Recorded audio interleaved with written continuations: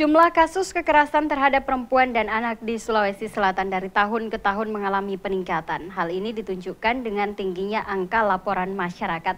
Hal positif dari catatan ini adalah KDRT tak lagi menjadi fenomena gunung es pasca program Pusat Pelayanan Terpadu Pemberdayaan Perempuan dan Anak P2TP2A.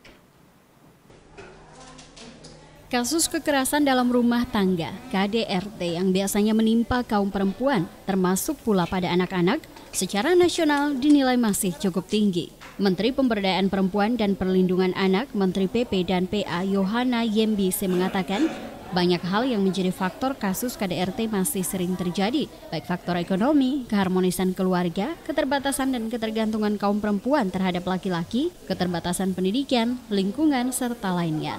Kementerian PP dan PA mengaku terus melakukan upaya pencegahan dengan berbagai hal, diantaranya memaksimalkan peran dan kapabilitas building kaum perempuan sehingga mampu menunjukkan kelebihan mereka termasuk melawan ketidakadilan.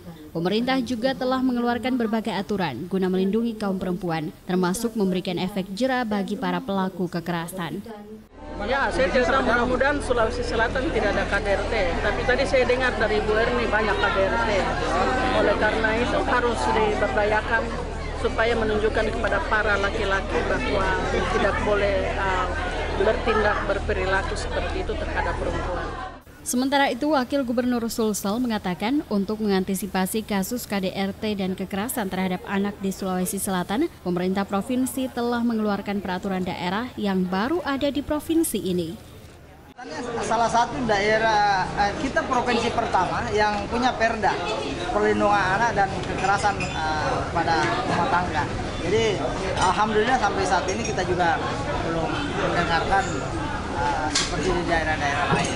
Mudah-mudahan ini juga terus, di samping memang aturannya sudah ada, perdanya kita juga melalui tokoh-tokoh masyarakat, tokoh agama, supaya mereka memberi pemahaman bahwa perempuan ini kan punya fungsi yang strategis ya. Di samping dia sebagai ibu, sebagai istri, dia juga bisa mendorong ekonomi yang ada di sekitarnya. Pemerintah bersama tokoh masyarakat dan tokoh agama diharapkan bisa terlibat langsung dalam memberikan pemahaman dan sosialisasi sekaligus pendekatan sosial dan emosional kepada warga. Dari Makassar, Syarifuddin Hamzah, GoTV memberitakan.